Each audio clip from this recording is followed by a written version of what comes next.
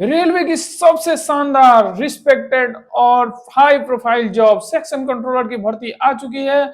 अगर आप भी रेलवे में एक सुनहरा मौका ढूंढ रहे हो जहां आप 60 से 70 हजार रुपये कमा सकें और एक रिस्पेक्टेड जॉब पा सके, तो ये भर्ती आपके लिए एक सुनहरा मौका है। ठीक है, आज के वीडियो में हम लोग बात करने वाले हैं सेक्शन कंट्रोलर की पूरी वैकेंसी, सिलेबस और सिलेक्शन प्रोसेस के बारे में। तो अगर आप इस चैनल पे नए हैं तो फटाफट से सब्सक्राइब कर लीजिएगा और क्लास को लाइक कर दीजिएगा। तो चलिए बिना टाइम वेस्ट किए हुए शुरू करते हैं आज के इस वीडियो को। सबसे पहले इसके इंपॉर्टेंट डेट्स को देख लेते हैं। तो नोटिफिकेशन जब आउट हुआ था तो उस टाइम बताया गया था कि 15 जुलाई से फॉर्म फिलअप स्टार्ट हो जाएगा और इसका अंतिम तिथि है 14 अगस्त 2026, जो कि रात 12 बजे तक चलेगा। तो उससे पहले आपको फॉर्म फिलअप कर लेना है। मान लीजिए कि बाद में वेबसाइट फंसने लगता है, तो उससे पहले आपको फॉर्म फिलअप कर लेना है। नोटिफिकेशन का अंतिम तिथि है वो है 26/8/2026 तक। ठीक है, और ये 17/8/2026 से स्टार्ट हो जाएगा, मतलब 17 अगस्त से 26 अगस्त तक आप अपने फॉर्म में जो भी गलती हुआ है उसको सुधार सकते हैं। ठीक है, तो चलिए इसके वैकेंसी और पे स्केल के बारे में बात कर लेते हैं। ठीक है, तो अभी जो वैकेंसी है सेक्शन कंट्रोलर का वो 119 पोस्ट के लिए दिया है, 119 पोस्ट के लिए जारी हुआ है, पूरे जितने भी आरआरबी है सभी को मिला के। ठीक है, और इसका पे लेवल जो होगा वो 6 है। पे लेवल जो है 6 है। इनिशियल पे आपका जो बेसिक पे है वो है 35,400। 35,400 बेसिक पे है, मतलब आपका इन हैंड जो सैलरी आएगा वो लगभग आपका 70 से 80 हजार के बीच में आएगा। 70 से 80 हजार आपका सैलरी होने वाला है इसमें अगर आप सेलेक्ट होते हैं तो। एज लिमिट जो है वो है 20 से 33 ईयर, मतलब आपका मिनिमम एज जो होना चाहिए वो 20 होना चाहिए और मैक्सिमम एज जो है 33 होना चाहिए। कब तक? 1 जुलाई 2026 तक। 1 जुलाई 2026 तक आपका मिनिमम एज जो है 20 होना चाहिए और मैक्सिमम 33 होना चाहिए। आपका अगर SC/ST कैटेगरी है तो उसके लिए 5 साल एज रिलैक्सेशन भी है। ठीक है, एजुकेशन क्वालिफिकेशन क्या है कि आप किसी भी यूनिवर्सिटी से ग्रेजुएट की डिग्री लिए हो, किसी भी रिकॉग्नाइज यूनिवर्सिटी से अगर आपने ग्रेजुएशन किया है तो आप इसमें फॉर्म भर सकते हैं। आपका जो मेडिकल कैटेगरी होना चाहिए वो A2 होना चाहिए। ठीक है, अब चलते हैं इसके जॉब प्रोफाइल के बारे में कि सेक्शन कंट्रोलर में आप अगर भर्ती हो गए तो आपको करना क्या होगा। सेक्शन कंट्रोलर एक बहुत ही हाई प्रोफाइल जॉब है। आप इसमें 20 से 30 स्टेशन के ऊपर एक सेक्शन होता है, उसका पूरा कंट्रोलर आपके हाथ में रहता है। आप ही पूरे मतलब जितने भी स्टेशन मास्टर होंगे वो आपके अंडर होंगे। आप ही बताइएगा कि किस ट्रेन को कब छोड़ना है, कहाँ से छोड़ना है, किस रूट पे चलाना है, तो वो चलाएंगे। मतलब ये पूरे कंट्रोल करता है किसका? ट्रेन का पूरा मूवमेंट कंट्रोल करता है। ठीक है, अगर किसी बीच में अगर ट्रेन में कोई गड़बड़ी आती है तब भी इसी का रोल होता है कि उसको कैसे भी वहां से आगे बढ़ाना या वहां से खाली करवाना। ठीक है, और इसका काम होता है कि जो सेफ्टी है ट्रेन का जो चल रहा है उनका सेफ्टी इंश्योर करना, पंक्चुअलिटी मतलब टाइम पे पहुंच रहे हैं कि नहीं, और जो भी अगर इमरजेंसी कुछ हो जाता है तो उसको इमरजेंसी रूटिंग भी यही करता है। कौन? Section controller. सेक्शन कंट्रोलर की एक बहुत बड़ी जिम्मेदारी होती है। ठीक है, तो आप भी अगर एक रिस्पॉन्सिबिलिटी वाला जॉब लेना चाहते हैं तभी आप लीजिएगा। ठीक है, अब इसका जो चयन प्रक्रिया होता है वो क्या होता है? इसका चयन प्रक्रिया 3 स्टेज में होता है। पहला स्टेज जो होता है वो CBT 1 होता है, कंप्यूटर बेस्ड टेस्ट। ठीक है, वो CBT 1 है। इसमें CBT 2 नहीं होता है, केवल CBT 1 होता है। मतलब एक ही बार आपका एग्जाम होगा, वो होगा कंप्यूटर बेस्ड टेस्ट।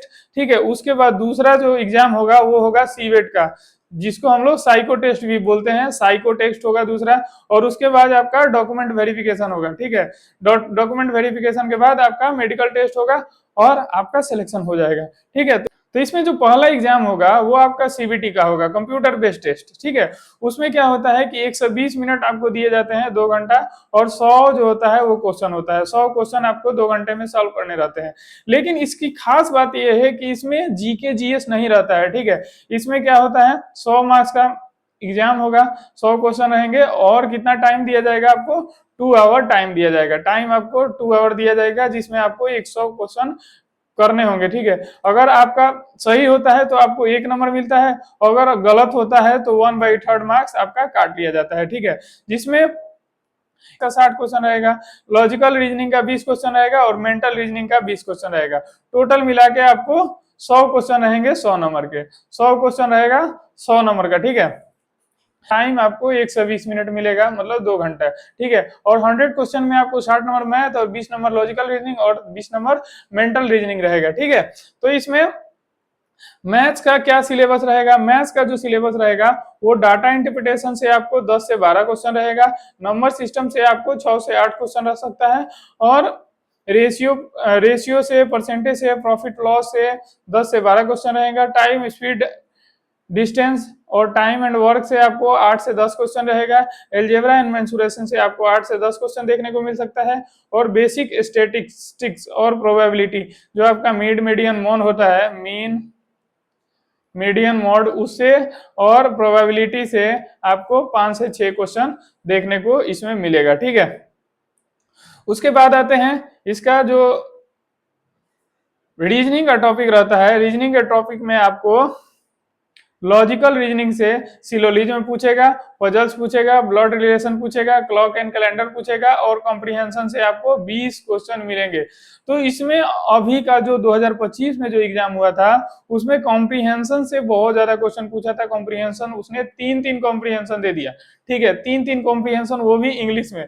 तो इसमें आप जो लड़का इंग्लिश से भाग रहा था और वो रेलवे का एग्जाम दे रहा था, तो आप अगर सेक्शन कंट्रोलर का दीजिएगा तो आपको इंग्लिश फेस करना पड़ेगा कॉम्प्रिहेंशन के रूप में, ठीक है। और ये कॉम्प्रिहेंशन इजी नहीं होता है, ये 5-5 नंबर का होता है, 3 रहता है, ठीक है, और वो भी बहुत हार्ड रहता है, ठीक है। तो आपको कॉम्प्रिहेंशन पे ज्यादा ध्यान देना पड़ेगा, ठीक है।